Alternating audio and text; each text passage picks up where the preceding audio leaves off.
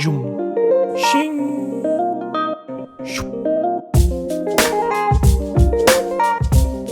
G'day guys, welcome back to Cities Skylines Down Under. Today we're going to continue work on this small town Mullerbin, pretty much based on any town within the east coast of Australia, pretty much.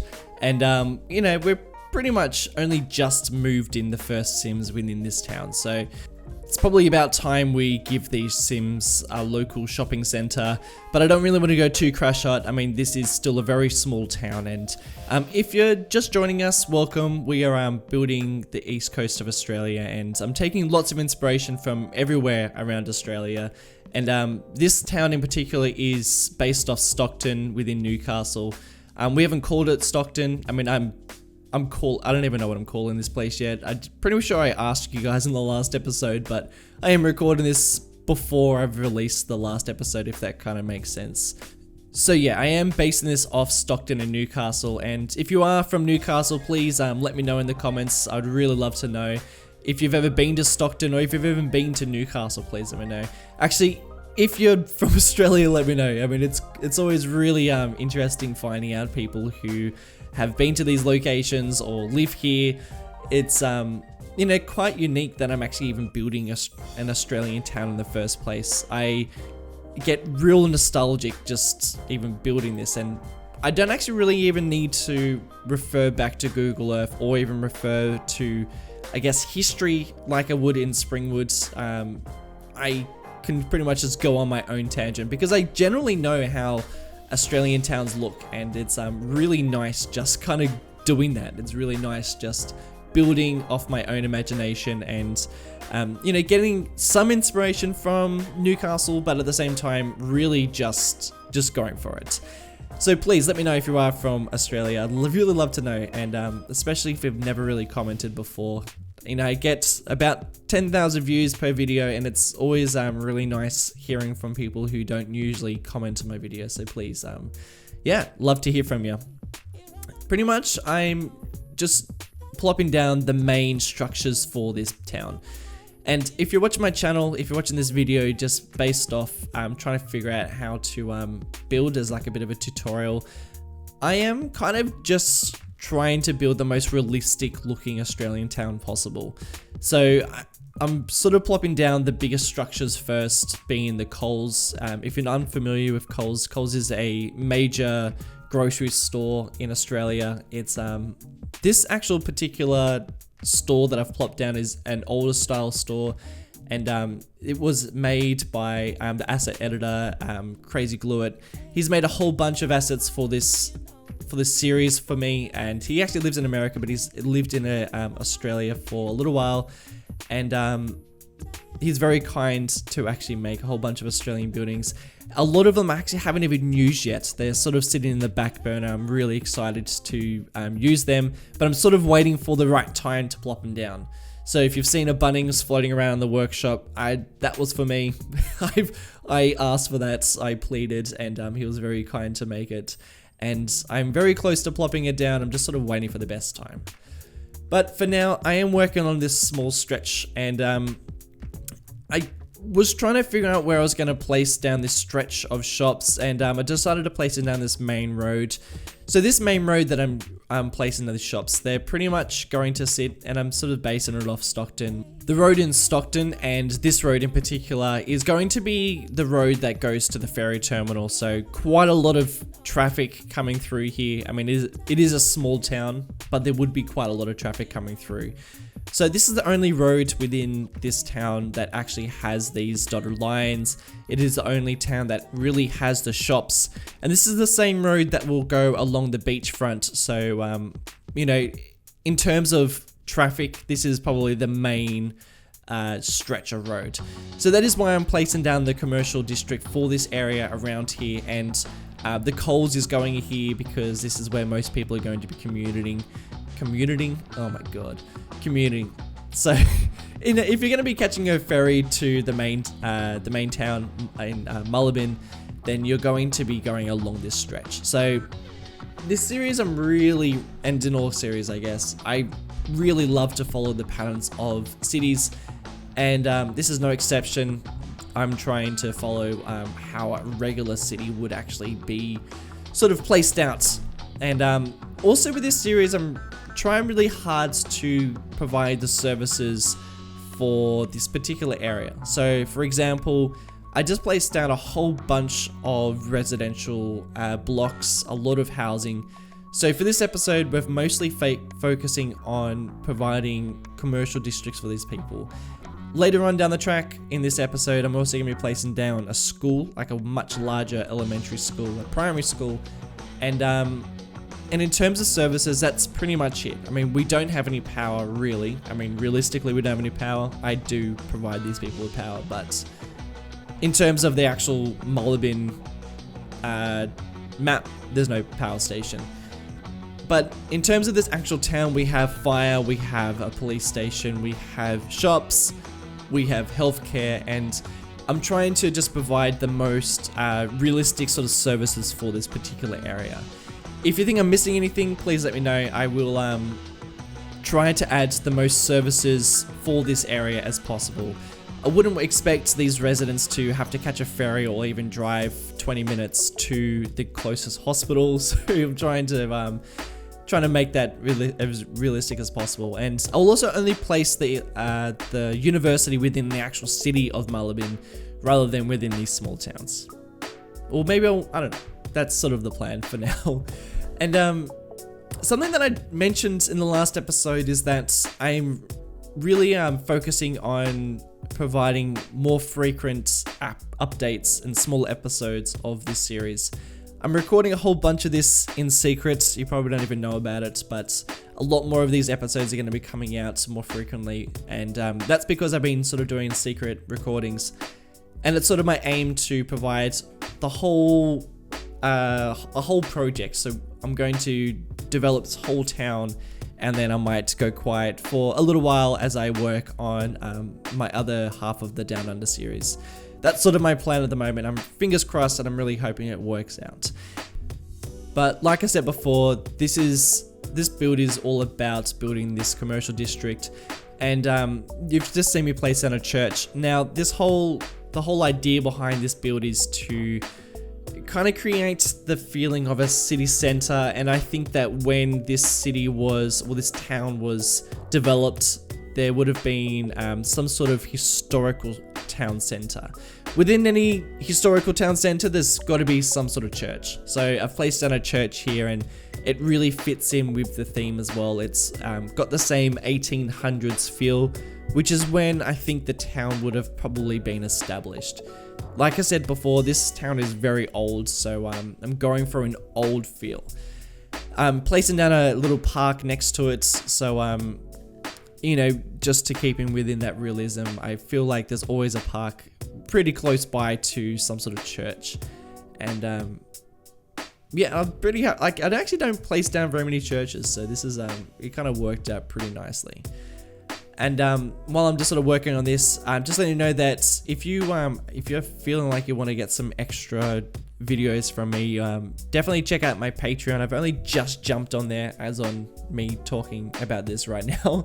But if you ever want to check out my videos a little bit earlier to the release date, or even have a bit of input, go and check that out. I left a link in the description if you feel so inclined. Speaking of inputs, I'm actually in a bit of a pickle, and I would really love your assistance for this, but originally when I first started this East Coast DownUnder series, I originally sort of thought about building a town, very similar to Kiama. If you don't know what that is, go and Google it. It's very, it's just quite a small town within the East Coast of Australia, and it's very iconic. Well, not even iconic. It's very symbolic of an small town, I guess. There are many small towns within the East Coast, and there are some larger places like Newcastle and Coffs Harbour and Port Macquarie that I would also like to base this series off, this East Coast series off. I'm also thinking about perhaps making it just a little bit larger than that, going off more of a Sydney sort of a feel, or even a Queensland, Brisbane sort of a feel. I would really love your opinions. So if you could let me know in the comments below what you're vibing for this series. If you'd like me to take a smaller sort of city sort of approach, going off the more Port Macquarie, Coffs Harbour, Nowra sort of feel, or whether I should be pulling ideas from all of those sort of towns, or whether I should be going for a larger city. If you'd like to see a larger Australian city from me in this series, please, that would be, you know, I'd really love your input and some reasoning behind it. I am very tempted to go for a big city. I mean, considering Broken Hill, my other half of this series, is a very small town. Not even a small town. It's a town. It's a regional city. But I don't know about this half of it. I don't know if I should go for a bigger part. I kind of don't really want to, but every now and again I just have a bit of inspiration to go for a bigger city, a bigger part, because there's not that many. Well, there's not really any. There's not any series out there that's based on a large Australian city. So please let me know. I am in a massive pickle. I don't really know the direction for that. And to be honest, I'm actually not going to attempt the city part of this series for a good long while. There's quite a lot of actual projects that I want to work on before I attempt the larger city part of this series. I actually want to head off into the countryside after I finish building this town, and work on some beaches as well, and work on the general layout of this area. So there's quite a lot of time in between me talking right now and me actually working on the larger city part of this series. So, you know, there's actually quite a lot of ideas going in my head that I could possibly change. And I would really love your input, so please help me out. Help a brother out. What I'm doing right now though is I'm kind of working on something that doesn't really feel quite fitting for this area, but I really do love this barn. So what I was talking about before was that I'm trying to get the idea behind that this is sort of a very older style historical town, and within these historical older towns you do have farms quite close to the center of the actual village. So this is a bit of a throwback to the farming side of the town. This farm probably occupied the entire block at some stage, but as this town has sort of progressed and become a lot larger, this farm has kind of become sort of just, you know, constricted to this one little area. The reason why I'm conflicted with this idea is because it's not a very, it doesn't seem like an Australian style farm. It's just a barn, but I do really love it. It's made by Beard Monkey, and it's a beautiful design. I'm pretty sure it was made for Pug's Walking Dead series, but I could be mistaken from that. But I really do love it. I've always wanted to use it, and it just sort of happened that I plopped it down there. So, you know, that sort of happened. And I am sort of trying to follow the style of Stockton a bit. So I am sort of working on the same pattern of that town and where that commercial district actually lies within that town. So, you know, this might be quite similar to Stockton that you might know. And I wanted it to be very similar because it's quite important if you're going to follow the structure of a town to sort of be true to that structure. Plus, by following it really makes it more realistic, I guess. And but at the same time, I did want it to have my own feel. So it's not exactly that. It's does sort of take on a little bit more of a tangent than you know, you probably you know, if you're from Newcastle, you probably notice it's quite different. And these blocks here that I'm placing down are more on the custom side of things. So I am placing down my own trees and placing down my own hedges and fences. They're detailed, probably about 70%. I could probably go more detailed, but in terms of the work that I wanted to place into this area, I didn't really want to go too crazy detailed on areas that I'm going to probably not pay as much attention to. Wanted to sort of focus my attention on the places that were going to get the most cinematics, I guess. What you saw me just do just then was I was just checking to see what other services that I needed, and that's when I realized that I needed another elementary school, another primary school. So this one here I decided to plop down. It's very it's raw, like it doesn't have any parking lots or any trees or anythings, which is great. I love it when asset creators do that, because it means then I can actually place down my own bits and pieces to it and not have to worry about hiding vanilla trees underneath really beautiful created trees on the workshop. And it means that I can just add my own props, which is what I'm doing right now. And something that I wanted to really emphasize for this particular build, the main feature I wanted to sort of place down was this sort of drop off area. And this is quite iconic with a lot of primary schools, and I'm sure it's worldwide, where there's just like one area. So there's like the main parking lot you can see on the right hand side, but then just in front of the actual entrance is this area that it's pretty much where parents just drive straight in and, you know, say see you later to the kids, and then the kids jump out and the parents just bail. This is like a real quick, you know, greeting area. It's got a particular name, but I just can't think of it as I record this right now. I feel like it's like a kiss and greet. It's something, I can't think of it. And I'm just sort of doing some real fine detail work. So this is where I get like real detailed. I wanted this area to be very, very nice, and you know, to really have the feeling of an elementary school. I keep calling it an elementary school. I just really need to stick with the Australian theme and go primary school. And but this area turns out pretty nice. I decorated with some plants and some other decals that really break up the surface as well, because that was sort of important. I wanted the surface to look quite worn, because this is quite an old style building, an older style build. So I did want it to look kind of worn out. I've also placed down another building right next to it.